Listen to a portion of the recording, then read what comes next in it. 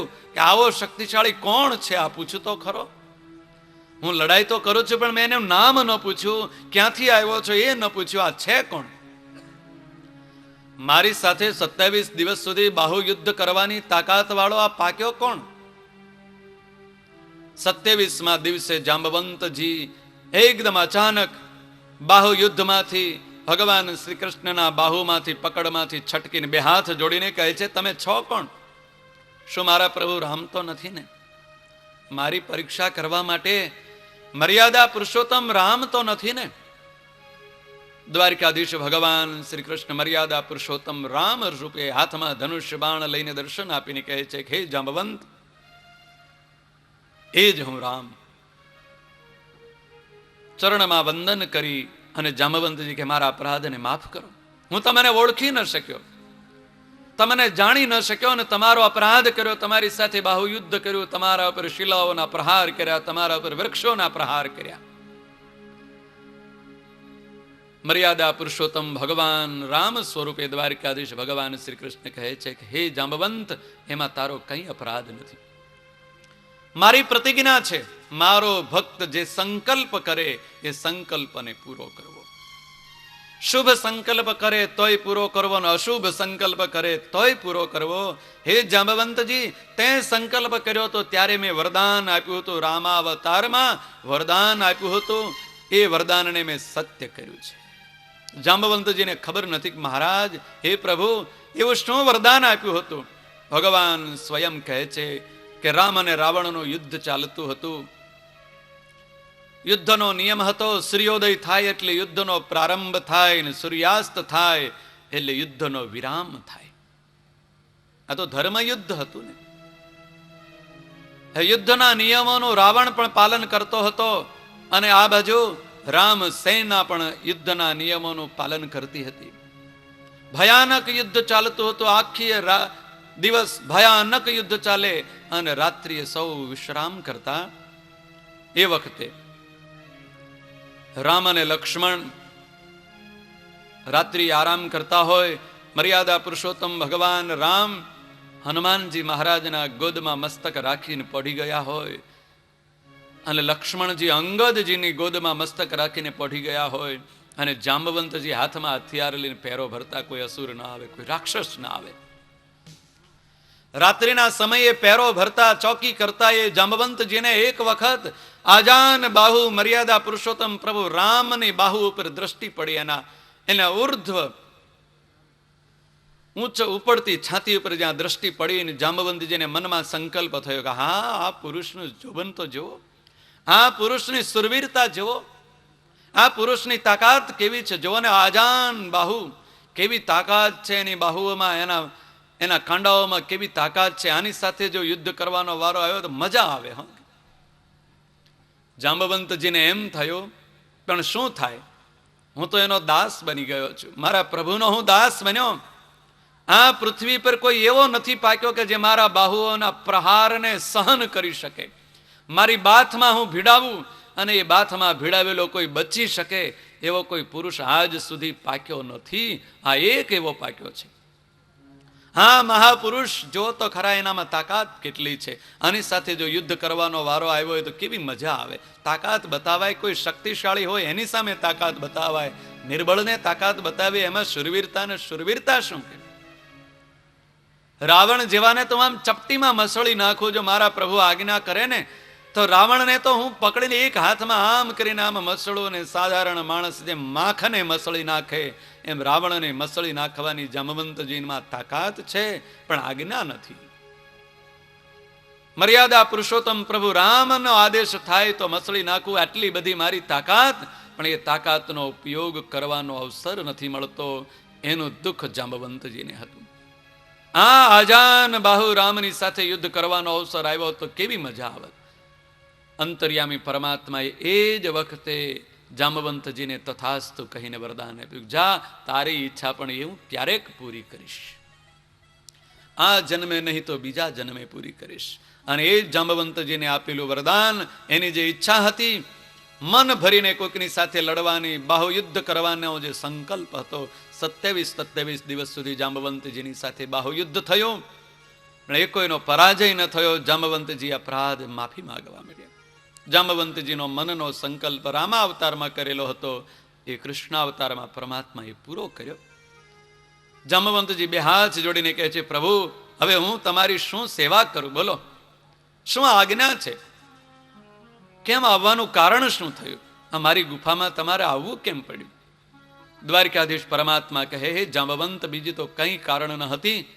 કારણ કોઈ નથી, પણ મારા પર એક કલંક લાગ્યું હતું.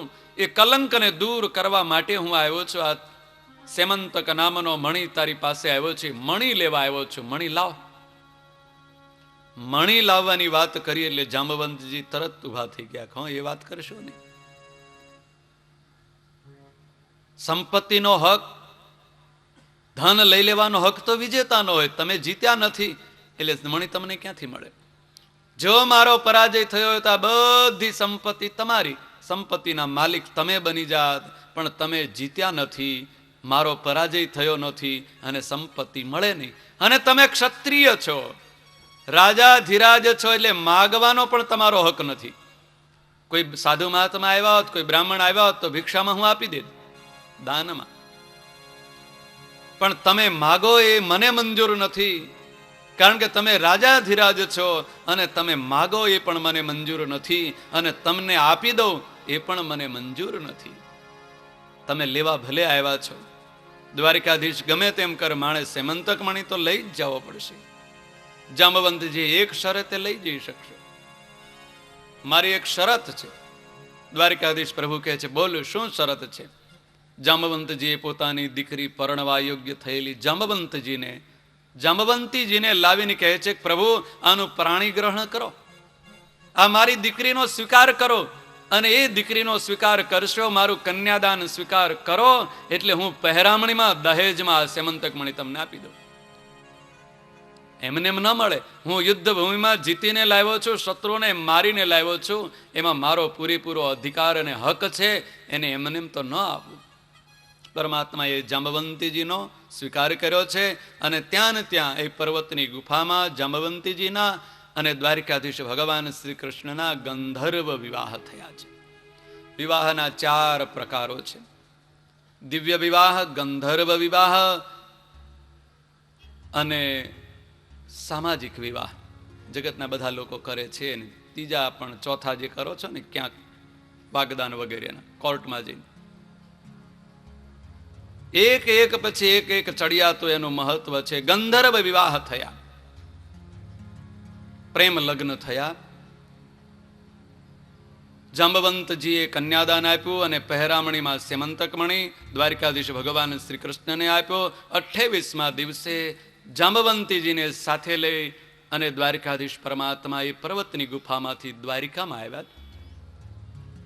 દ્વારિકામાં જ્યાં ભગવાન શ્રી કૃષ્ણનું આગમન થયું, દ્વારિકાના નાગરિકો તો બધું જ પરવારીને બેસી ગયા હતા. શોક પણ દૂર કરી દીધો હતો. 28મો દિવસ વીતતો હતો. 15 અને 16 દિવસે તો સૂતકે પૂરું થઈ ગયું, અને બધા જ દ્વારિકાના નાગરિકો પોતપોતાના કામમાં લાગી ગયા હતા. એકલા રૂક્ષ્મણી દેવી પ્રતીક્ષા કરતા હતા, ક્યારે મારો નાથ આવે, ક્યારે મારા પતિદેવ આવે. એમને ન તો શોક થયો કે ન તો દુઃખ થયું, એ તો એમ જ માનતા, મારું સૌભાગ્ય તો હમણાં જ આવશે, મારું સૌભાગ્ય હમણાં આવશે. દ્વારિકાધીશ પરમાત્મા ભગવાન શ્રી કૃષ્ણને જોઈને દ્વારિકાના નાગરિકો, યાદવો શર્મિંદા બની ગયા, પણ સ્વાગત અને સન્માન કર્યું. વસુદેવ અને દેવકીને સમાચાર મળ્યા કે દ્વારિકાધીશ તો પરણીને આવ્યા છે. નવવધૂને વધાવવા માટે દ્વારિકા આખું થનગની રહ્યું હતું, શોભાડવામાં આવ્યું, દ્વારિકાની શોભા વધારવામાં આવી. જાંબવંતીજીને અને ભગવાન દ્વારિકાધીશ શ્રી કૃષ્ણનો વાજતે ગાજતે સામયું કરી અને દુદુંભીઓના નાદ સાથે રાજમહેલમાં બંને જોડકું પધરાવવામાં આવ્યું છે. 27 દિવસ સુધી દ્વારિકાધીશ મૃત્યુ પામ્યા છે, એટલે બધા જ તૂટી પડ્યા હતા સત્રાજીતના ઉપર. બધા જ એને મેણા મારતા હતા, તારા કારણે દ્વારિકાધીશનું મૃત્યુ થયું. જો તે ખોટું કલંક ન લગાડ્યું હોત, નિર્દોષ દ્વારિકાધીશને તે ખોટો અપવાદ ન મૂક્યો હોત, તો દ્વારિકાધીશ આ પર્વતની ગુફામાં જાત નહીં, અને પેલો કોઈક રાક્ષસ કે અસુરના હાથે દ્વારિકાધીશનું મૃત્યુ ન થાય. સત્રાજીતની પાસે કંઈ જવાબ ન હતો. સત્રાજીતને પણ દુઃખ હતું. કે બે મેં બહુ જ ખોટું કર્યું, દ્વારકાધીશ કંઈ જાણતા ન હતા અને મેં દ્વારકાધીશે મારા ભાઈની હત્યા કરીને સેમંતક મણી ચોર્યો, એવું ચોરીનું કલંક લગાડ્યું, બહુ જ ખોટું કર્યું. માણસના મુખમાંથી વાણી નીકળી ગયા પછી બહુ પસ્તાવો થાય. પણ શાસ્ત્રો એવું કહે છે, મહાત્માઓ એવું કહે છે, નીતિ એવું કહે છે કે જેમ ધનુષમાંથી છૂટેલું બાણ એ પાછું વાળી શકાતું નથી, એમ મુખમાંથી નીકળેલા શબ્દો એને કોઈ પણ પ્રકારે પાછા વાળી શકાતા નથી.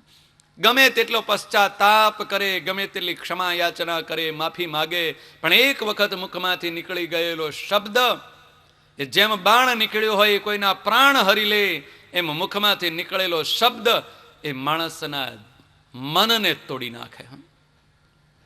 જેમ કાચને, તૂટેલા કાચને સાંધી શકાતો નથી, એમ તૂટેલા મનને પણ સાંધી શકાતું નથી. એટલે માણસે બહુ જ વિચારીને બોલવું, બહુ જ વિચારીને સત્ય અને હિતકર વચન બોલવા.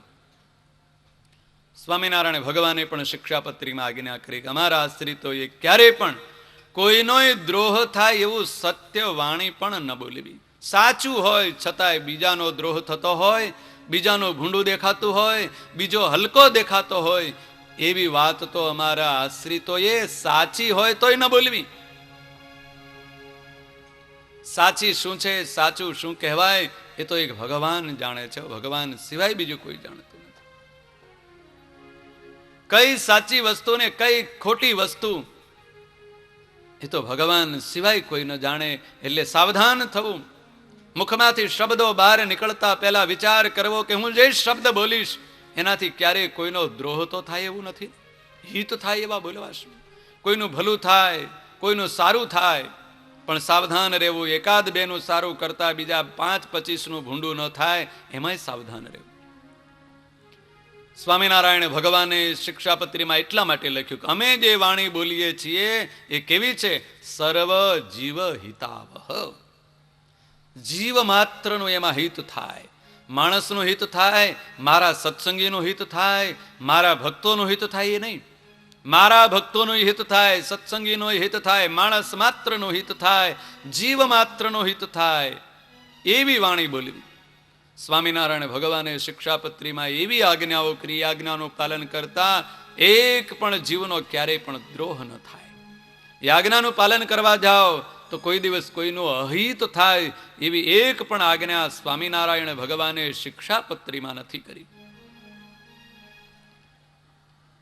હે સ્વામિનારાયણ ભગવાનના આશ્રિત, એમણે પણ સાવધાન રહેવું. કોઈ દિવસ પોતાની વાણીય કરીને પણ કોઈનો દ્રોહ થાય ને એવું ક્યારેય વાણી બોલવી નહીં, એવી ક્યારેય વાત કરવી નહીં.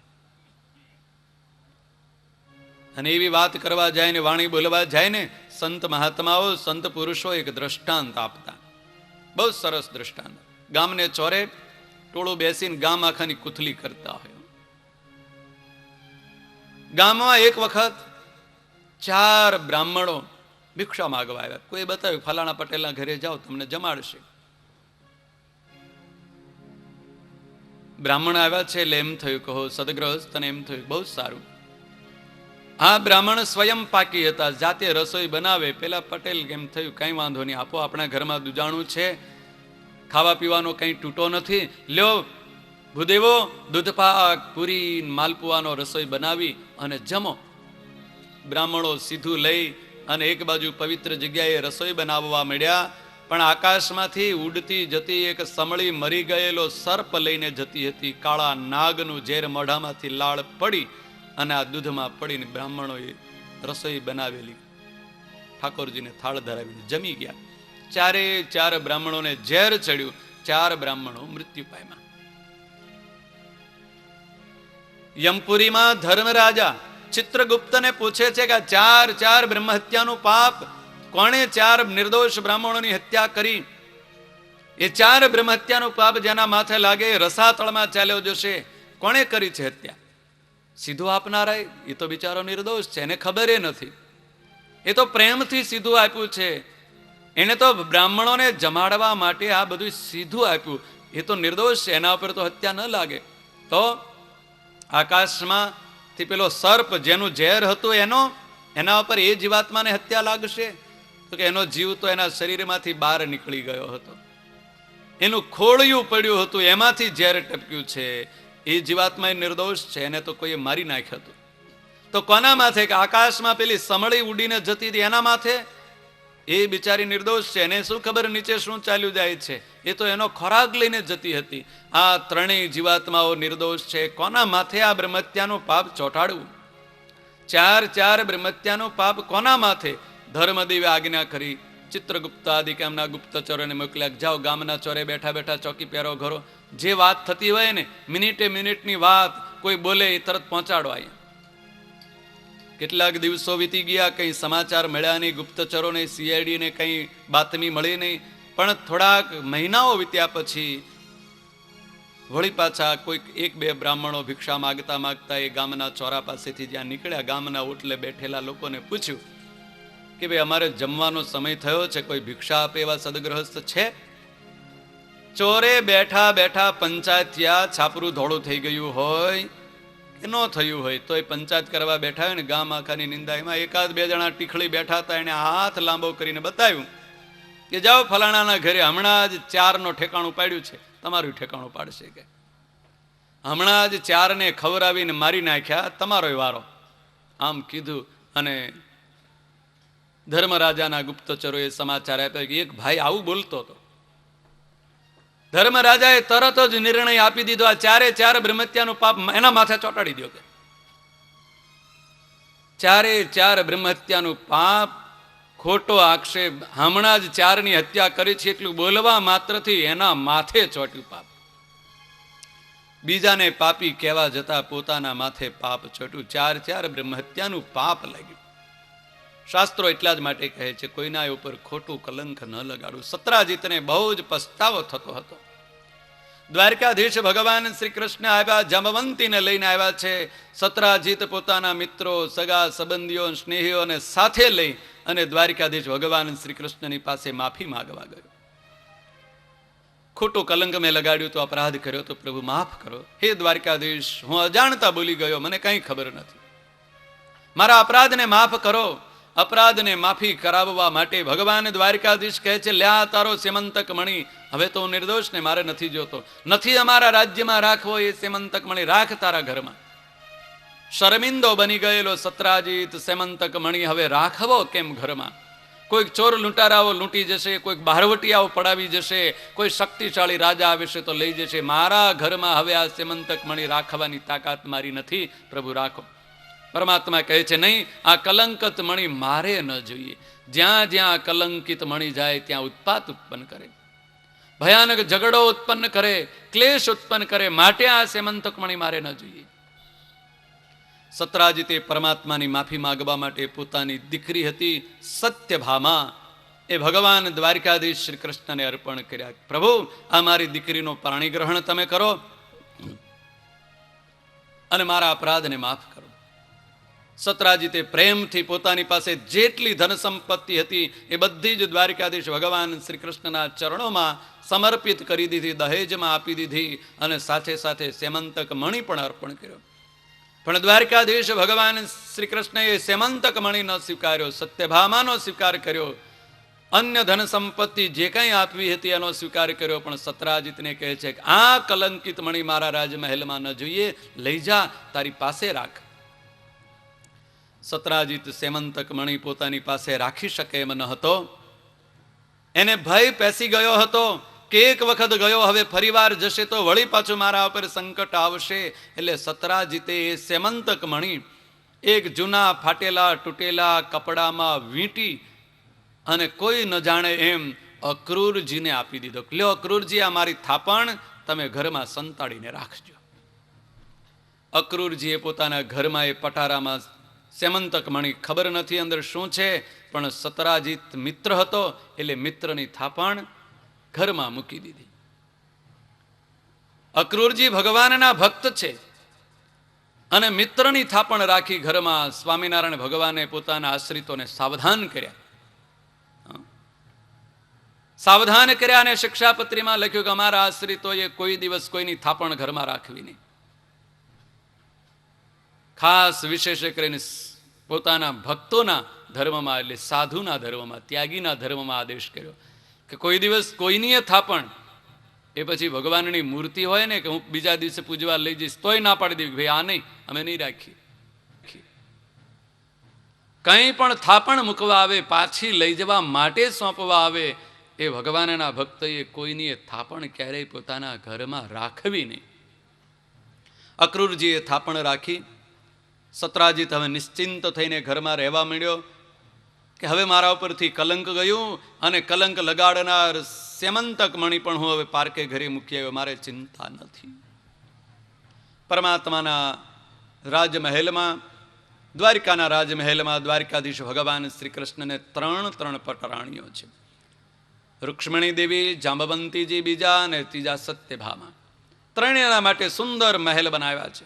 એમ એક એક મહેલમાં અનેક પ્રકારની સાધન સામગ્રી, દાસ દાસીઓ અને અનેક પ્રકારના ભોગ વૈભવના સાધનો હતા. સુખદેવજી મહારાજ રાજા પરીક્ષિતને કહે છે કે સત્રાજીતે પહેલા પોતાની દીકરી પરણાવવાનું શતધનવા નામના યાદવને વચન આપ્યું હતું કે આપણે બે મિત્રો છીએ, મારી દીકરી હું તારી સાથે પરણાવીશ. એ સત્યભામાને શતધનવાની સાથે ન પરણાવી અને દ્વારિકાધીશ ભગવાન શ્રી કૃષ્ણની સાથે પરણાવી એટલે ધનની લાલચમાં અને સેમંતક મણીની લાલચમાં આવી ગયેલો શતધનવા નામનો યાદવ, એને રીસ ચડી કે દ્વારિકાધીશ તો શક્તિશાળી છે, એની હારે શત્રુતા કરાય એમ નથી, નહીતર તો સત્યભામાને ઉઠાવી લાવું, પણ ત્યાં કંઈ આપણો દાણો ચાલે એમ નથી. પણ આ સત્રાજીતે મને વચન આપ્યું હતું ને કહ્યું હતું ને ફરી ગયો, એટલે સત્રાજીતને મારે બરોબરનો દંડ દેવો છે. એટલે એક દિવસ સતધનવા ક્રોધાયમાન બનીને સવારના પહોરમાં વહેલો હાથમાં તલવાર લઈ અને સત્રાજીતના ઘરે આવ્યો. સત્રાજીતના ઘરે આવીને વગર પૂછે વગર બોલે આવીને સત્રાજીત ભગવાનની પૂજા કરતો હતો. આવીને ભયાનક અચાનક જ સત્રાજીતના ધડને મસ્તકથી જુદું કરી નાખ્યું. મસ્તક જુદું થઈ ગયું, સત્રાજીતનું મૃત્યુ થયું. સેમંતક મણિ શોધવા માંડ્યો, પણ સેમંતક મણિ તો ઘરમાં ક્યાંય મળ્યો નહીં. શતધનવાને સેમંતક મણિની લાલચ હતી કે સેમંતક મણિ લઈને ક્યાંય દુનિયામાં દૂર દૂર દ્વારકા છોડીને ચાલ્યો જઈશ, ધન આટલું બધું મળશે, સંપત્તિ મળશે, પછી સુખ વૈભવો જ ભોગવશું ને, પણ બદલો લઉં. સત્રાજીતને મારી નાખ્યો, પણ સેમંતક મણિ ન મળ્યો એટલે શતધનવા ભયભીત થઈ ગયો કે હવે ક્યાં જવું. પણ દ્વારકાધીશનો ભય લાગ્યો કે સસરાની હત્યા થઈ છે એટલે દ્વારકાધીશ મને છોડશે નહીં. એની દીકરી આવીને એના પતિને ફરિયાદ કરશે, મારા બાપની હત્યા કરનારને તમે જેલમાં પૂરો કાં તો દંડ દો. એમ જાણનારો શતધનવા એક ઘોડા ઉપર બેસી અને ભાગવા માંડ્યો.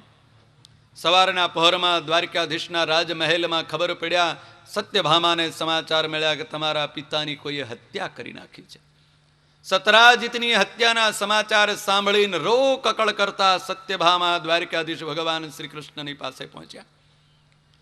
રાજમહેલમાં રો કકળ થવા મળી એટલે દાઉજી ઊભા થઈને આવ્યા, દોડતા દોડતા હાથમાં હળ લઈને.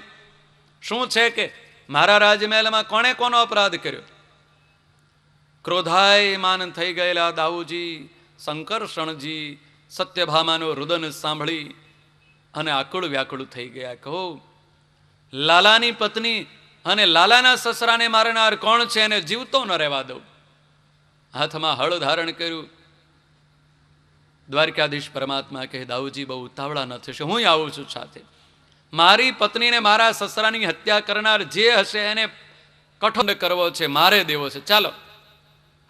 સેમંતક મણિ માટે હત્યા કરી છે. સેમંતક મણિ ઘરમાં દેખાણો નહીં. શોધ્યો ચારે બાજુ કે આ સેમંતક મણિ માટે જ હત્યા કરવામાં આવી છે. સેમંતક મણિ લઈને શતધનવા ભાગી ગયો છે. એમ બળદેવજીને પણ નિશ્ચય થઈ ગયો. ઘરમાં સેમંતક મણિ નથી અને સેમંતક મણિ લઈને શતધનવા ભાગ્યો એટલે બે ભાઈઓ કૃષ્ણ અને બળદેવ રથમાં બેસી અને શતધનવાની પાછળ પડ્યા. 1000 ગાઉ સુધી દોડે, દોડતો દોડતો જાય છતાંય અટકે નહીં એવો શક્તિશાળી ઘોડા ઉપર બેસીને શતધનવા ભાગ્યો હતો. પણ 4 અશ્વ જોડેલા એ દિવ્ય રથમાં બેસી અને સ્વયં ભગવાન શ્રી કૃષ્ણ અને બળદેવજી શતધનવાની પાછળ પડ્યા. રથ તીવ્ર વેગથી પાછળ આવતો હતો. ઘોડો હાંફવા મળ્યો, તરસો થયો અને ઘોડાની હવે તાકાત ન રહી આગળ ભાગવાની. એટલે ઘોડો પછડાઈને પડ્યો. સતધનવા ઘોડાને છોડી દઈને ક્યાંક જંગલમાં ભાગવા મળ્યો. ઘોડો જ્યાં પડ્યો ત્યાં રથ અટકાવીને દ્વારિકાધીશ ભગવાન શ્રી કૃષ્ણ દાઉજીને કહે છે, દાઉજી, આમ તો યુદ્ધ ભૂમિનો નિયમ છે, જેના હાથમાં જેવું શસ્ત્ર હોય એવા શસ્ત્રથી એની હારે લડાય. કોઈના હાથમાં તલવાર હોય એની સાથે તલવારથી લડાય, કોઈના હાથમાં ગદા હોય એની હારે ગદાથી લડાય. આ યુદ્ધ ભૂમિનો નિયમ. કોઈ રથમાં બેસીને યુદ્ધ કરવા આવ્યો હોય એની સાથે રથમાં બેસીને યુદ્ધ કરાય, કોઈ ઘોડા ઉપર બેસીને આવે એની સાથે ઘોડા ઉપર બેસીને યુદ્ધ કરાય, કોઈ હાથી ઉપર બેસીને આવે એની સાથે હાથી ઉપર બેસીને યુદ્ધ કરાય. આ યુદ્ધનો નિયમ છે. કોઈ પગપાળા ચાલ્યો આવતો એની સાથે પગપાળા યુદ્ધ કરવું પડે. આ સતધનવા દોડતો દોડતો પગપાળા ચાલ્યો જાય છે, એટલે આપણે એની પાછળ રથમાં બેસીને જવાય નહીં. તમે રથ અહીંયા રાખો, હું હમણાં પકડી લાવું છું. દાઉજી કહે છે, બહુ સારું, જા લાલા પકડ, પણ એને છોડતો નહીં. હો, હુકમ કર્યો. નહીં મોટા ભાઈ, નહીં છોડું. કે દાઉજી, હું નહીં છોડું. દ્વારિકાધીશ ભગવાન શ્રી કૃષ્ણ સતધનવાની પાછળ પડ્યા. હાથમાં તલવાર, સતધનવાના હાથમાં તલવાર છે. દ્વારિકાધીશ ભગવાન શ્રી કૃષ્ણે પણ હાથમાં તલવાર ધારણ કરી છે. સતધનવા દોડતો દોડતો દોડતો દોડતો જંગલમાં ખૂબ દૂર સુધી ગયો, પણ હવે દોડવાની તાકાત ન રહે, હાંફી ગયો. એટલે ઊભો રહ્યો. જોઉં છું કોણ આવે છે. જે આવે છે એ હાંફી ગયેલો જ હશે ને. દ્વારિકાધીશ ભગવાન શ્રી કૃષ્ણ પણ પાછળ દોડતા દોડતા આવ્યા. સતધનવાને જોઈ અને ક્રોધ કરીને મારવા તૈયાર થઈ ગયો. મરવા તૈયાર થા, મારા સસરાની હત્યા કરનાર, નિર્દોષની હત્યા કરનાર. સતધનવાનો અને દ્વારિકાધીશ ભગવાન શ્રી કૃષ્ણનો ભયાનક તલવાર યુદ્ધ થયું. દ્વારિકાધીશ ભગવાન શ્રી કૃષ્ણએ સતધનવાનો વધ કર્યો. સસરાની હત્યા કરનારને દંડ આપ્યો, મૃત્યુ દંડ આપ્યો. અને એના કપડાં જોઈ આ બધું જોયું, તપાસ કરી, પણ ક્યાંય સ્યમંતક મણી ન મળ્યો. એટલે નિરાશ થઈ ગયા કે આને તમે ખોટી હત્યા કરી નાખી, ચોર જાણી અને મારી નાખ્યો, પણ આમાં સ્યમંતક મણી તો નીકળ્યો નહીં. એના અશ્વની બધી સાધન સામગ્રી જોઈ પણ સ્યમંતક મણી ક્યાંય ન મળ્યો. દ્વારિકાધીશ પાછા આવ્યા. નિરાશ થયેલા દ્વારિકાધીશને જોઈને દાઉજી કહે છે, લાલા શું કરીને આવ્યો? દ્વારિકાધીશ ભગવાન શ્રી કૃષ્ણ દાઉજીને કહે છે, મોટા ભાઈ દાઉજી, આ તો બહુ ખોટું થયું. સતરાજીત પાસે સેમંતક ન મણી મળ્યો નહીં, અને મેં તો એનો વધ કરી નાખ્યો. નિર્દોષ સતધનવાને મારી નાખ્યો. દાઉજીને વિશ્વાસ નથી આવતો. નહીં, ખોટું બોલે છે તું. સેમંતક મણી તારી પાસે છે ને તું મને બતાવતો નથી. સેમંતક મણી તને મળ્યો છે. દ્વારિકાધીશ કહે છે, દાઉજી, હું તમારી આગળ શા માટે ખોટું બોલું? નથી મળ્યો મને. દાઉજી કહે છે, નહીં મળ્યો છે, ત્યાં સંતાડી દીધો. બસ આ સેમંતક મણીના કારણે પ્રાણ પ્રિય એવા બે ભાઈઓને પણ અંદરો અંદર ક્લેશ થયો. ન માન્યા દાઉજી અને રિસાઈ ગયા. બસ દાઉજી રિસાઈ ગયા અને દ્વારિકામાં પાછા ન આવ્યા, ચાલ્યા ગયા વૃંદાવનમાં. કે હું તો જઈશ મારા માતા પિતા પાસે, વૃંદાવનમાં જવું છે, મારે નથી આવવું પાછું. દ્વારિકાધીશ એકલા પાછા દ્વારિકામાં આવ્યા. બળદેવજી, દાઉજી ગોકુળ તરફ, વૃંદાવન તરફ ચાલ્યા ગયા. આ મિથ્યા કલંક આવો ભયાનક ક્લેશ ઉત્પન્ન કરે. દ્વારિકામાં શોધતા હતા સેમંતક મણી ક્યાં ગયો. અક્રૂરજી પાસે જ હતા તોય જાણ ન કરી કે સેમંતક મણી મારા ઘરે મૂકી ગયો છે. ખબર જ ન આપી, કીધું નહીં દ્વારિકાધીશને. અને ચારે બાજુ આખી દ્વારિકામાં શોધા શોધ થઈ. અંતર્યામી પરમાત્મા તો જાણતા હતા. અક્રૂરજીને બોલાવ્યા, મણી ક્યાં ગયો? ખોટું બોલ્યા, જાણતો નથી.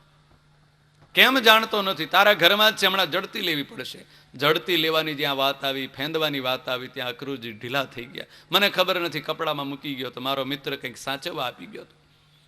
ભગવાન જેવા ભગવાનને રાજી કરવા માટે જેણે આખી જિંદગી ખર્ચી નાખી હોય, છતાંય આ થાપણ હાચવવાની લાલચમાં અક્રૂરજી જેવા અક્રૂરજીનું પણ મન બદલાઈ ગયું અને ભગવાન નારાજ થઈ ગયા. એટલા માટે સ્વામિનારાયણ ભગવાન ના પાડે છે, કોઈની થાપણ ન સાચવવી.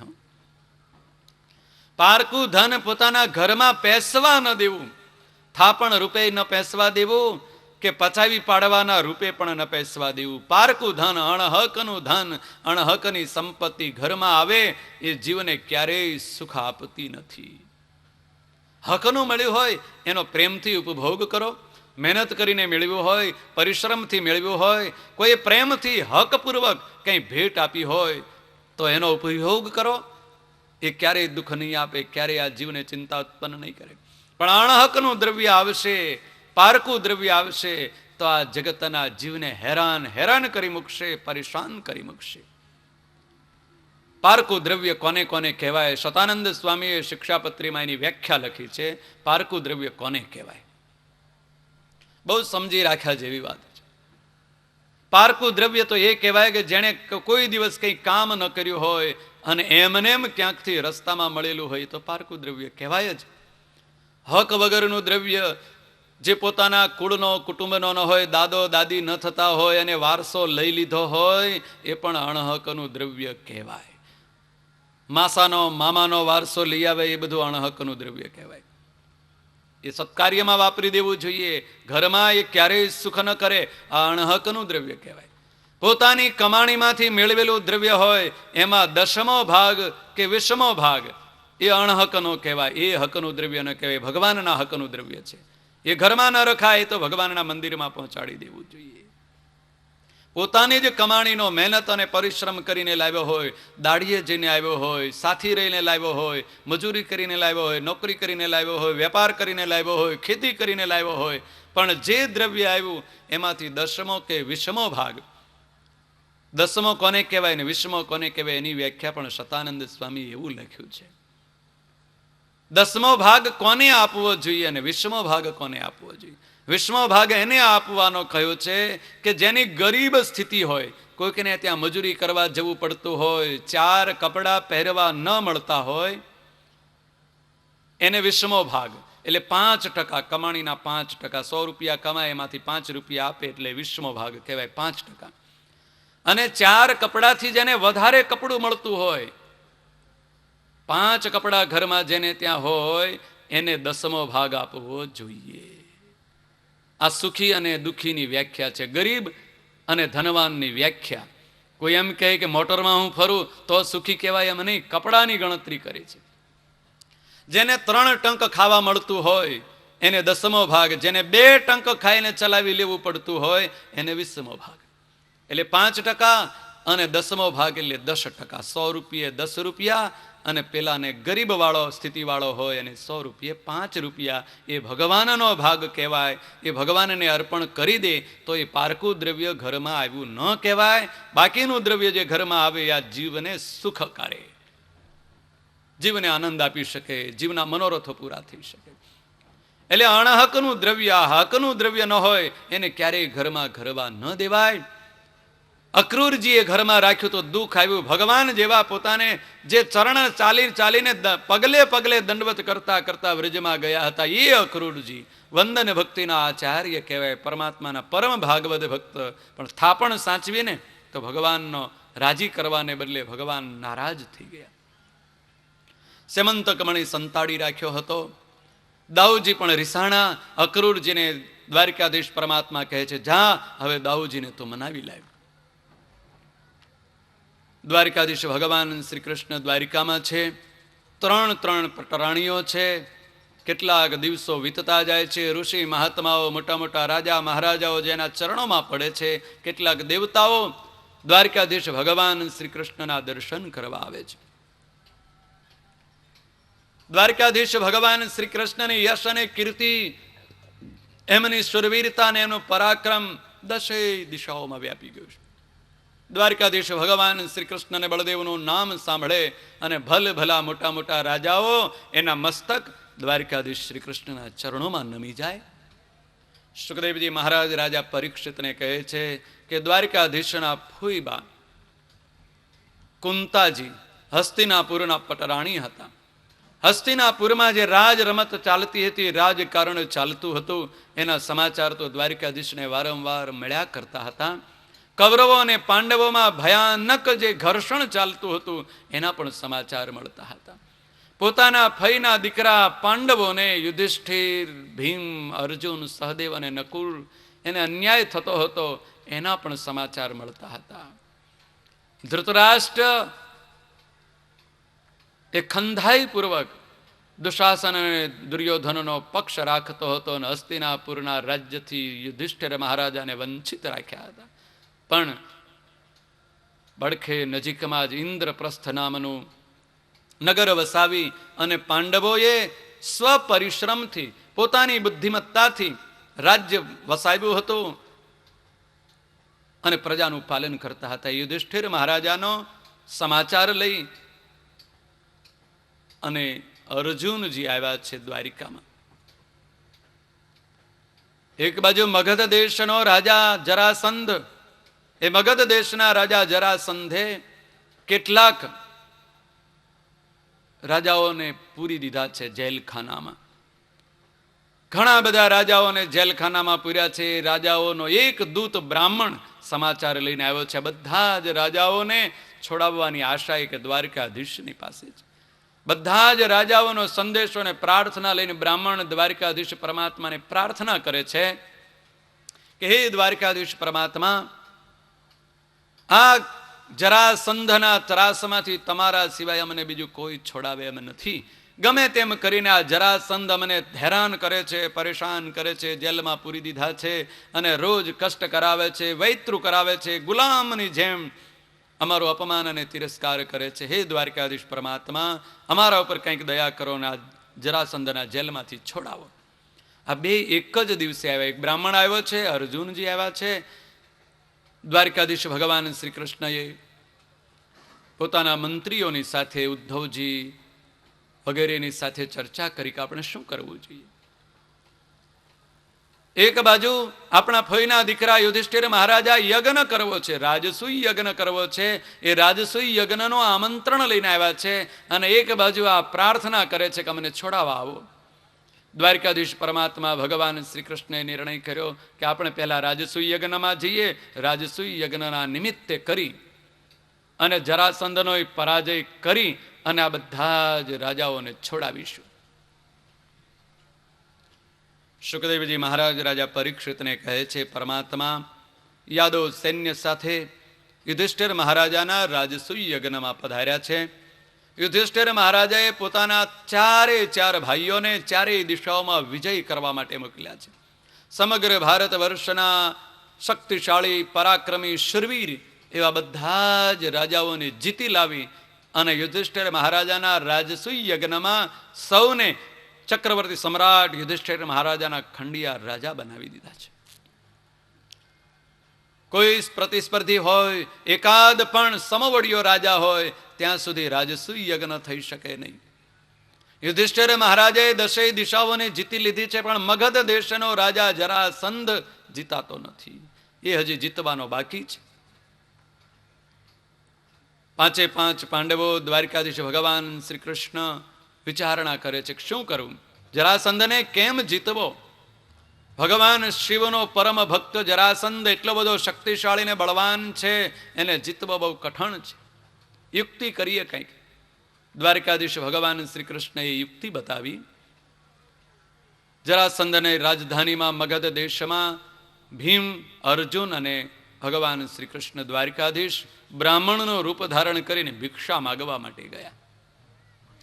ભિક્ષાના નિમિત્તે જરાસંધના રાજધાનીમાં પેસી ગયા. જરાસંધ ભગવાન શિવનો ભક્ત હતો. શિવનું પૂજન કરીને સવારના પહોરમાં કોઈ પણ ભિક્ષુક આવે એ ભિક્ષુકને મન માગી ભિક્ષા આપતો. કોઈને ધન આપે, કોઈને સુવર્ણ આપે, કોઈને પૃથ્વીનું દાન આપે, કોઈને વસ્ત્રનું દાન આપે, કોઈને અન્નનું દાન આપે.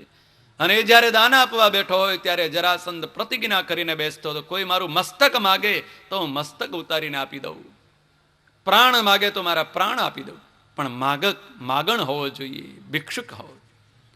બ્રાહ્મણો ભિક્ષા માગતા હતા. ભિક્ષા લઈ લઈને સૌ બ્રાહ્મણો ચાલતા ગયા. લાઈન બંધ બધા ભિક્ષાઓ લેતા જતા. કોઈ સુવર્ણ મુદ્રાઓ લઈ જતા, કોઈ રૂપા મુદ્રાઓ લઈ જતા, કોઈ અન્નના કોથળા ભરીને લઈ જતા, કોઈ વસ્ત્ર લઈ જતા હતા. એમાં સૌથી છેલ્લા શ્રી કૃષ્ણ અને અર્જુન અને ભીમ બ્રાહ્મણનું રૂપ ધારણ કરીને આવ્યા. જરાસંધ કહે છે, માગો, તમારે શું જોઈએ? અહીંયા મન માગ્યું દાન મળે છે. એવું નક્કી કરી નથી રાખ્યું કે બધાને ખરખું આપી રાખી, માગે એ મળે. બોલો, તમારે શું જોઈએ? એટલે ત્રણેય જણા પરસ્પર સામે સામે જોવા મળ્યા, શું માગવું આની પાસે. દ્વારકાધીશે ભગવાન શ્રી કૃષ્ણએ અર્જુનને ઇશારો કર્યો, આની પાસે તું બીજું કંઈ ન માગાય, આની પાસે ગદા યુદ્ધની ભિક્ષા માગ.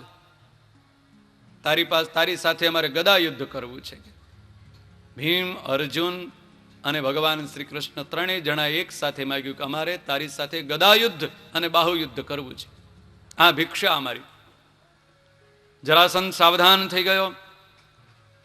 તથાસ્તુ કહી દીધું, આપ્યું. પણ છો કોણ તમે? પરિચય આપો. મારા બરોબરીઓ હોય એની સાથે હું ગદા યુદ્ધ કરું, બરોબરીઓ ન હોય એની સાથે ગદા યુદ્ધ ન કરું. બોલવામાં ચપળ કૃષ્ણને જોતાની સાથે ઓળખી ગયો કે આ તો ગોવાળિયો, કે આ બીકણ મારી સાથે યુદ્ધ ભૂમિમાં ભાગી ગયો તો રણછોડ નામ પડી ગયું. રણભૂમિમાંથી ભાગ્યો એટલે રણછોડ.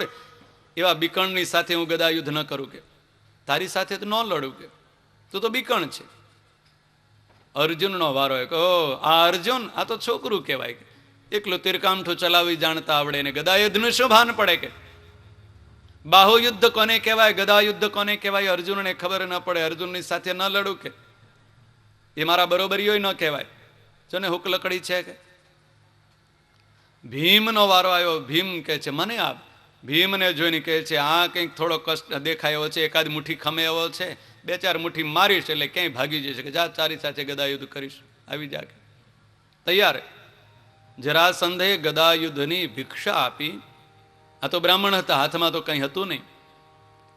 અખાડામાં ભેળા થયા. જરાસંધે દંડેરો પીટાવ્યો, નગારું પીટાવ્યું, આખું નગર ભેળું થયું અને મોટો જબરજસ્ત અખાડો હતો. એ અખાડામાં જરાસંધ 20 મણ વજનવાળી લોખંડની ગદા લઈને આવ્યો. ભીમ ખાલી હાથે હતો. એટલે જરાસંધે ધર્મયુદ્ધ કરવું છે ને, એટલે જરાસંધે પોતાના શસ્ત્રાગારની અંદરથી પોતાની પાસે જેવી ગદા છે એવી જ ગદા 20 મણ વજનવાળી લોખંડની ગદા ભીમને આપી. લે આ ગદાનો ઉપાડ, કર પ્રહાર. ભીમ અને જરાસંધનો યુદ્ધ ચાલુ થયું. ગદા યુદ્ધ ચાલુ થયું. સામે સામે ગદાઓ ટકરાવે છે. ભયાનક અવાજ થાય ને એમાંથી ભયાનક તણખાઓ જરવા મળે છે. બે એટલા બધા શક્તિશાળી અને બળવાન છે. ગદાઓ એક પછી એક સામે સામે ભયાનક અથડાય છે ને એમાં લોખંડની ગદાઓ અથડાય છે, તણખાઓ જરે છે, અગ્નિનો વરસાદ વરસે છે. આખી ત્રિલોકી આમ ધ્રુજી ઉઠે છે. એનો ભયાનક અવાજથી પૃથ્વી ધ્રુજવા માંડી. કેવું ભયાનક યુદ્ધ થવા માંડ્યું છે. સૂર્યોદયથી યુદ્ધ ચાલુ થયું, સૂર્યાસ્ત થઈ ગયો, પણ એકો યોદ્ધાનો પરાજય થતો નથી, એકો યોદ્ધાનો વિજય થતો નથી. સૂર્યાસ્તનો જ્યાં અવાજ થયો, સૂર્યાસ્ત થતાની સાથે જ બે જણાએ ગદાઓ એક બાજુ મૂકી પરસ્પર બે હાથ જોડી પ્રણામ કરીને બે છૂટા પડ્યા. જરાસંધે આમંત્રણ આપ્યું, ચાલ મારા ઘરે જમવા. જરાસંધે ભીમને ગમતા એવા મનગમતા મિષ્ટાન અને પકવાનો, લાડવાઓ ભીમને, અર્જુનને અને શ્રી કૃષ્ણને જમાડ્યા. ખાજો ખૂબ, કાલે હજી વારો છે પાછો, કે કાલે પાછો વારો ચડવાનો છે. સૂર્યોદય થાય એટલે ખૂબ જમાડ્યા, પ્રેમથી જમાડ્યા, ખૂબ આગ્રહ કરીને જમાડ્યા. ત્રણેય જણાએ ખૂબ ખાધું. બીજો દિવસ ચાલુ થયો એટલે જરાસંધ ગદા લઈને આવી ગયો અખાડામાં. ભીમ પણ કૂદકો મારીને આવ્યો. છલાંગ મારીને બે જણાનું ભયાનક વળી પાછું યુદ્ધ ચાલુ થયું. સૂર્યાસ્ત સુધી સતત ગદા યુદ્ધ ચાલે છે. બે જણાનું ધમાસાન યુદ્ધ ચાલે. ગદાનો ટકરાવ થાય છે, અગ્નિનો વરસાદ વરસે, પણ એક યોદ્ધાનો વિજય થતો નથી ને એકોઈનો પરાજય થતો. સુખદેવજી મહારાજ કહે છે તો આ ક્રમ ચાલુ થઈ ગયો. કેટલાક દિવસો સુધી ગદા યુદ્ધ ચાલ્યું. ગદાઓ તૂટી ફૂટી અને ભાંગી ગઈ. બેયની ગદાઓ તૂટી ગઈ. ગદાઓને ફેંકી દઈ અને જરાસંધ અને ભીમ બાહુ યુદ્ધ કરવા મળ્યા છે. કોઈ કોઈનો ટાંટિયો જાલે છે ને કોઈની મસ્તક જાલે, કોઈનું ગરદન પકડે ને કોઈનો હાથ મચડી નાખે. ભયંકર હાથના પ્રહારો કરે, કોણીઓના પ્રહારો કરે, પાટુઓના પ્રહારો કરે છે. ધમાસાન યુદ્ધ ચાલે. રોજ યુદ્ધ ચાલે, રોજ યુદ્ધ ચાલે. 25 દિવસો સુધી યુદ્ધ ચાલ્યું. એ કોઈનો પરાજય થતો નથી. 26મા દિવસે ભીમ રિસાઈને બેસી ગયો કે મારે લડવું નથી. માર ખાઈ ખાઈને મારા હાડકા ખોખરા થઈ ગયા અને તમે બે જણા રોજ લાડવા ખાઈ ખાઈને તાકડ ધીન ના કરો. લડો, તમારે લડવું હોય મારે નથી લડવું. કાંઈ લો, આવી લડાઈ મારે નથી કરવી. મારા ભાઈ યુધિષ્ઠિર મહારાજાને યજ્ઞ કરવો હોય તો કરે, નહીં તો હા ચાલ્યો કે હું તો મારે નથી લડવું. કે આવું હાડકા માર ખાઈ ખાઈને હાડકા ખોખરા મારા થાય ને તમે તાકડ ધીન ના કરો. લાડવા ખાઈ ખાઈને ઓલાને હું મારે, મને હસે છે કે લે લડતા હોય કેવી મજા આવે. બે આખલા લડતા હોય તો લોકોને મજા આવે. આ તો બે પાડા જાણે એવા લડે છે, એવા લડે છે, અને તાળીઓ પાડે. ભીમ અને અર્જુન તાળીઓ પાડે, લડે ને જય જયકાર થાય. ક્યારેક ભીમને વાગે તોય તાળી પડી ગઈ હશે, અને ભીમની દ્રષ્ટિ પડી ગઈ એટલે રિહાઈ ગયો. મને માર પડે ને તમે તાળીઓ પાડો? બોલે જરાસંધને મારું ત્યારે તો પાડો તો ઠીક, પણ તાળીઓ પાડવાનું કઈ ઠેકાણું ન રહે. કોણ જીતતો હોય ત્યારે તાળીઓ પાડવી એનું અનુસંધાન ન રહે, એટલે ભીમ રીસાણો. દ્વારકાધીશ ભગવાન શ્રી કૃષ્ણ ભીમને સમજાવે છે કે મોટા ભાઈ, આમ રીસાવાય નહીં, આપણે તો વિજય લઈને જવાનું છે, આમ પરાજય લઈને થોડું જવાય. તમારી તાકાત, તમારું બળ એ જગતમાં લજાઈ જાય માટે લડો. ભીમ કહે છે ના, હું ન લડું. દ્વારકાધીશ પરમાત્મા એ વચન આપ્યું, આજ તો તમારો વિજય થવાનો છે, લડો. લડાઈ કરતા લડતા લડતા તમારે જ્યાં ત્યાં દ્રષ્ટિ કરવી નહીં, મારા સામું જોજો. ખુરશી ઉપર બેઠેલા ભગવાન દ્વારકાધીશ શ્રી કૃષ્ણ કહે છે મારા સામું જોજે એટલે તારો વિજય થશે. ભીમ કહે છે હા, હવે કે છે વાત સાચી. દ્વારકાધીશના વચનમાં ભીમને વિશ્વાસ તો બહુ છે, વિજય થવાનો છે, વિજય થવાનો કહે છે, વાત સાચી, વિજય થશે. સામું જોવાનું કહ્યું છે, ઠીક, કંઈક ઉપાય બતાવશે. વિજય પ્રાપ્ત કરવાનો કંઈક યુક્તિ બતાવશે, કંઈક ઉપાય બતાવશે. એટલે ભીમ એ આશાએ વળી પાછો 26મા દિવસે યુદ્ધ ભૂમિમાં ઉતર્યો. જરાસંધ અને ભીમનું ધમાસાન બાહુ યુદ્ધ થવા મળ્યું. શસ્ત્રો તો બધા તૂટી ગયા હતા, ખૂટી ગયા હતા. મલ કુસ્તી ચાલી. મલ વિદ્યાને જાણનારા ભીમ અને મલ વિદ્યાને જાણનારો જરાસંધ, એનો કોનો પરા ઘડીકમાં એક જણો એકને પછાડીને માથે ચડી બે, વળી પાછો બીજો પછાડીને એના ઉપર ચડી બેસે. ભીમ પરસેવે રેબ જેબ થઈ ગયો, થાક્યો. ત્યારે ભીમને એમ સૂજ્યું કે મને કહ્યું તું સામું જોવું. પરમાત્મા વાટ જોઈને બેસી રહે છે, ક્યારે મારા સામું જોવે આ જગતનો જીવ. સંસારના મારથી થાક્યો હોય, જરાસંધ એટલે વૃદ્ધાવસ્થાના મારથી થાકે ને, ત્યારે પ્રભુ સામે જ બેઠા બેઠા વાટ જોતા હોય, ક્યારે મારા સામું જોવે તો હું કંઈક સારો ઉપાય બતાવું. સામે જોવે તો ઉપાય બતાવો ને. ચારે બાજુથી વેદના સહન કરી કરી અને થાકેલો, પરિશ્રમિત થઈ ગયેલો, ભયભીત થઈ ગયેલો જીવ જો પરમાત્માના સામું જોવે તો પ્રભુ એને કંઈક સદ ઉપાય બતાવે. ભીમ થાક્યો, પરસેવે રેબ જેબ થઈ ગયો, સામું જોયું. એટલે દ્વારકાધીશ ભગવાન શ્રી કૃષ્ણ પરમાત્માએ એક વૃક્ષનો પાંદડો ઉડતું ઉડતું આવ્યું તો એને આમ ચીરીને બે ભાગ કરીને બતાવ્યું. ભીમ સમજી ગયો, બહુ ચતુર હતો, સમજી ગયો. ચતુર હોય જગતનો જીવ સમજી જાય. તેજીને તો ટકોર પૂરતી હોય, બાકીના ધોકા મારી મારીને થાકી જાઓ ને, તમારો ધોકો તૂટી પડે પણ એ કઈ એકનો બે ન થાય. હા, ખોટો બળદ હોય ને એને નીચે કાંટા નાખો તોય બેસી જાય. કેટલાય ખેડૂતો નાખતા હોય, ખબર હશે. ખોટો બળદ હોય, ધોહરું જ્યાં માથે મૂક્યું તરત જ ભાસ દઈને હેઠો બેસે. પછી એને ગમે તેટલી આરો ભરાવે ને ગમે તેટલા પરોણા ફાડી નાખે પણ એ ઊભો ન થાય. નીચે કાંટા નાખે તોય ઊભો ન થાય, કાંટામાં બેસી જાય. આ જીવ એ ખોટા બળદ જેવો એનો સ્વભાવ છે. એને કાંટા નાખે. આ જગતના જીવને નીચેથી કાંટા વાગતા હોય, મેણા વાગે, કાંટા રૂપી મેણા, સગા સંબંધીઓના મેણા વાગે, પત્નીના મેણા વાગે, પુત્ર વધુના મેણા વાગે. કે આ ડરચો હવે અહીંથી ટળતો નથી, મંદિરમાં જઈને બેહે થારું લાજ કાઢવી પડે છે, બેઠો હોય બોલાતું નથી, તોય માથું છાપરું ધોળું થઈ ગયું હોય તો મંદિરે જવાની ઈચ્છા ન થાય, ભગવાન પાસે જવાની ઈચ્છા ન થાય. આ ખોટા બળદ જેવો જગતનો જીવ ચેતે નહીં, સાવધાન ન થાય. ભીમ ચતુર હતો, સાવધાન થઈ ગયો. મને આદેશ કર્યો છે કે આ પાંદડું ચીરે, એમાં જરાસંધને ચીરી નાખ. અને જરાસંધને ચીરવા માટે ભીમે ચતુરતાપૂર્વક પોતાની કુસ્તીનો પરચો બતાવતા બતાવતા, દાવ વિદ્યા મલ વિદ્યાના દાવ પેચ અજમાવતા અજમાવતા જરાસંધને હેઠો પાડી અને એના એક ટાંટિયા ઉપર ચડી બેઠો અને બીજો ટાંટિયો બે હાથથી મજબૂત પકડ્યો. એક પગ ઉપર ભીમ ઉભો રહી ગયો છે, જેનું 80 મણ વજન છે. એ ટાંગા ઉપર ઉભો, એ ટાંગો શેથી નીકળે? અને એવો મજબૂત આ ભીમ, એને બીજો ટાંગો પકડ્યો છે. ટાંગો પકડી અને જરાસંધના બીજા ટાંગા ઉપર આગળ વધવા મળ્યો, આમ ચાલવા મળ્યો. બીજો ટાંગો મળ્યો ખેંચવા, અને જરાસંધના બે ફાડિયા થઈ ગયા. એના આખા શરીરને ચીરી નાખ્યું. ઠેક મસ્તક સુધી ચીરો ચાલ્યો ગયો, અને આખું મસ્તક સુધી શરીર ચીરાઈ ગયું. અને એક ફાડિયું આ બાજુ નાખી દીધું, એક ફાડિયું બીજું નાખી અને ભીમ હુંકાર કરીને ઉભો થયો, હવે મારો વિજય.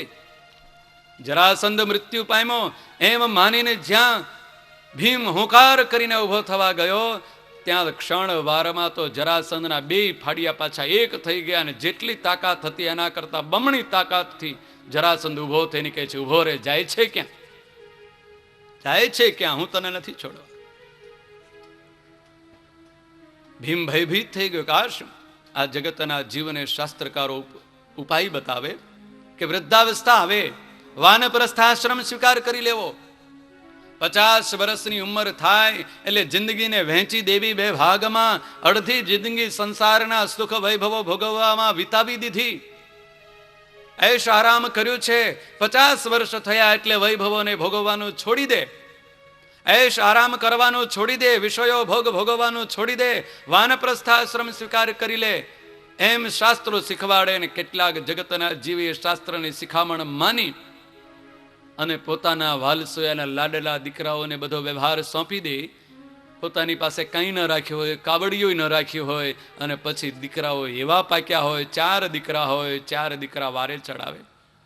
અંધારિયામાં ફલાણાને ત્યાં જમવા જવાનું, અજવાળિયામાં એને ત્યાં જવાનું, જેઠ મહિનામાં એને ત્યાં, અને વૈશાખ મહિનામાં એને ત્યાં. અને એ પુત્ર વધુ એનાથી પછી માથાની ફરેલી આવી હોય. આગલા દિવસનું રાંધેલું હોય ને છોકરા હોય ન ખાધું હોય, બટકા મૂકી રાખ્યા હોય, ડોહો ખાવા આવે એટલે આપે એને, લેખા. જિંદગીને વહેંચી નાખી તોય આ ઉપાધિ. વાનપ્રસ્થાશ્રમ સ્વીકાર કરી લીધો, ધન સંપત્તિનો વ્યવહાર છોડી દીધો, તોય આ ઉપાધિ. શું કરવું? ભીમ વિચાર કરે છે, આ ઉપાય બતાવ્યો છે, આને ચીરી નાખ્યો, જિંદગીના 2 ભાગ કરી નાખ્યા. 50 વર્ષ સુધી વિષય સુખ ભોગવ્યું અને હવે વાનપ્રસ્થાશ્રમ સ્વીકાર કર્યું તોય આ દેહને ટુકડા માટે રખડવું પડે છે. જ્યાં હોય ત્યાં ભીખ માગે, જાણે કોઈ ભિખારી હોય એમ નાખી દે. એને દવા દારૂનું તો કોઈ પૂછે નહીં, ઘરમાં કોઈ સુવા ન દે, ક્યાંક ઢાળીઓ બાંધીને અલગ મૂકી દે, પડ્યો રહે કે ખાટલામાં.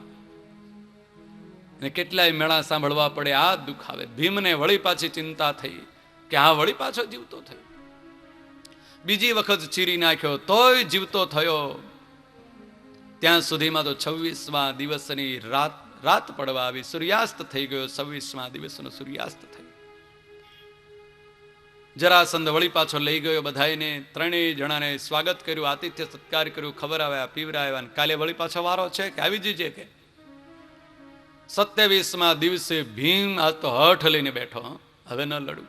આ જગતનો જીવ દુઃખી થઈ જાય ને એટલે ભીમની જેમ હઠ લઈને બેસી જાય, હવે તો આ જીવા જેવું ક્યાં રહ્યું છે આ સંસારમાં, આના કરતા તો મરણ આવે ને તો હારું.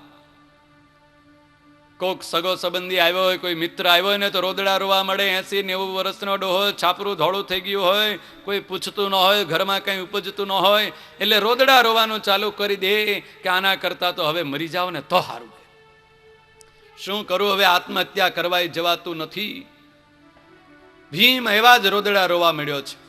પણ શાસ્ત્રો એવું કહે છે, આ જીવને પરમાત્માએ આવું સુંદર શરીર આપ્યું છે, એની આત્મહત્યા ક્યારેય ન થાય. વેદો અને ઉપનિષદો એમ કહે છે, આત્મહનિનો એકે જનાહા અંધન તામેશ્રમ અભિગચ્છન્તિ.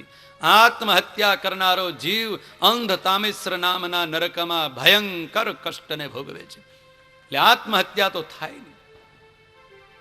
આત્મહત્યા કરવાની ઈચ્છા કરનારો આ જીવ સંસારથી કંટાળી ગયો હોય, જગતથી કંટાળી ગયો, હવે શું કરવું? ભીમ કંટાળી ગયો છે, હવે મારે નથી લડવું. 27મા દિવસે દ્વારિકાધીશ ભગવાન શ્રી કૃષ્ણ ભીમને આશ્વાસન આપતા કહે છે કે ભીમ, આજ તો તારો વિજય થવાનો છે. તું યુદ્ધ ભૂમિમાં તારો વિજય થાય ત્યારે તને અહંકાર આવી જાય છે. અહંકાર આવી જાય અને પરમાત્મા શું આદેશ આપે છે ભૂલાઈ દે. તારો વિજય થાય ત્યારે તું મારા સામું જો જોઈશ તો તારો વિજય કાયમ રહેશે. જગતના જીવને થોડીક સફળતા મળે ને એટલે ભગવાન ભૂલી જાય અને એમ માની બેસે કે આ તો મેં પરિશ્રમ કર્યો, મેં આટલું બધું લોહીનું પાણી કરી નાખ્યું, આખી જિંદગી કમા કર્યું છે, ત્યારે આ બધા મારા સગા સંબંધીઓને, દીકરા દીકરીઓને, પુત્રોને મેં સુખી કર્યા. ભગવાન ભૂલાઈ જાય. ભગવાને કૃપા કરી ત્યારે આ મળ્યું છે. પરમાત્માએ બુદ્ધિ આપી ત્યારે તું કમાતો થયો. જો બુદ્ધિ ન આપી હોત, મંદ બુદ્ધિનો બનાવ્યો હોત તો તું ભણત શું? તને ડિગ્રી ક્યાંથી મળત? તું ક્યાંથી કમાત? અને પરમાત્માએ જો શરીરમાં રોગ મૂક્યા હોત અને રોગને દૂર ન રાખ્યા હોત અને શરીર આવું સ્વસ્થ ન આપ્યું હોત તો મજૂરી એ ક્યાં કરવા જાત? પરમાત્માએ આવી સુંદર દ્રષ્ટિ આપી છે ત્યારે તને જગત દેખાય છે, જોઈ શકે છે કે હીરા ઘસે છે કે મિલ ચલાવે છે કે ધંધો કરે છે. જો દ્રષ્ટિએ ન આપ્યો તો શું કરત? આ પરમાત્માના ઉપકારને જીવ ભૂલી જાય અને એમ ઘમંડ આવે, એમ અભિમાન આવે કે આ બધું મેં કર્યું છે, ત્યારે જ આ જીવને દુઃખ ભોગવવું પડે છે, ત્યારે જ કષ્ટ ભોગવવું પડે, ત્યારે જ એને માર ખાવો પડે છે. જગતનો માર, સંસારનો માર ખાઈ ખાઈને હાડકા જેના ખોખરા થઈ ગયા છે, એવો જીવ એ ભગવાનને ઓળખી શકતો નથી. દ્વારકાધીશ પરમાત્મા કહે છે કે હે ભીમ, તું સાવધાન થા, તારો વિજય થાય ત્યારે મારા સામું જોજે. 27મા દિવસે ભીમ સાવધાન થયો છે કે વિજય થશે તોય તમારા સામેથી દ્રષ્ટિ હું હટાવીશ નહીં. અને 27મા દિવસે એના એ કળાને, એની એ જ વિદ્યાને ભીમે અજમાવી અને 27મા દિવસે બરોબર મધ્યાહન સમય થયો ત્યારે જરાસંધને મલ કુસ્તીના, એ મલ વિદ્યાના કુશળતા અને મલ વિદ્યાની અનેક પ્રકારની પકડોને સમજતા ભીમે જરાસંધને પાડી દીધો છે. એના ટાંટિયા પર ચડી બેસી અને બીજો ટાંટિયો પકડીને ભીમે જરાસંધના ત્રણ વખત જેમ ચીરિયા કરી નાખ્યા તેમ આજ ચોથી વખત ચીરિયા કરી નાખ્યા. 2 ફાડચા થઈ ગયેલો જરાસંધ એક દક્ષિણ દિશામાં ફાડચું નાખ્યું અને એક ઉત્તર દિશામાં નાખીને ભીમ વચ્ચે ભગવાન દ્વારકાધીશને સામુ જોઈને ઉભો રહ્યો. એટલે પરમાત્માએ 2 હાથથી પરમાત્માના સ્વરૂપનો ઈશારો કર્યો, મહાદેવજીનું લિંગ બનાવી અને ઈશારો કર્યો અને ભીમ તરત જ સમજી ગયો કે મને ભગવાનને પ્રણામ કરવાનું કહે છે. અને તરત જ રખાડામાં જે રેતી હતી એ રેતીનું શિવલિંગ બનાવી 2 હાથ જોડીને ઓમ નમઃ શિવાય કર્યું. પરમાત્માનું આવાહન થતાની સાથે જ જરાસંધના ફાડિયા 2 ઢસડાઈને વચ્ચે આવીને અટકીને ઉભા રહી ગયા. વચ્ચે આવરણ આવી ગયું ભગવાન શિવનું, પરમાત્માનું આવરણ આવી ગયું. એટલે જરાસંધ ઉભો ન થઈ શક્યો, સજીવન ન થઈ શક્યો અને તડફડિયા મારતા મારતા એના 2 ચીરિયા મૃત્યુ પામ્યા. સુખદેવજી મહારાજ રાજા પરીક્ષિતને આ જીવની કથા કહે છે. વૃદ્ધાવસ્થા રૂપી કષ્ટ જ્યારે જીવને હેરાન અને પરેશાન કરે તો આ જીવાત્માએ પોતાના જીવનમાં વાનપ્રસ્થાશ્રમ સ્વીકાર કરીને ભગવાનની આરાધના કરવા લાગી જવું. છોકરાઓને વ્યવહાર આપ્યા પછી એમાં ચંચુપાત કરવા ન જવું, ઘરમાં પડ્યું ન રહેવું, ખાઈ પીને સીધા ભગવાનના મંદિરે જઈને પરમાત્માની માળા કરવામાં લાગી જવું. તો દીકરા દીકરીઓને, પુત્ર વધુઓને, પૌત્રોને એમ લાગે કે અમારા દાદા કેવું ભજન કરે છે, એને ગુણ આવે. ભજન ન કરે ને દુનિયા આખીની ટીકા ને ટિપ્પણી ચોરે બેસીને કરે ને, એના દીકરા દીકરીઓને કે પુત્ર વધુઓને કે પૌત્રોને એમ આવે કે આ ટરચો હવે અહીં ક્યાંથી ટળે, ક્યારે ટળે તો સારું.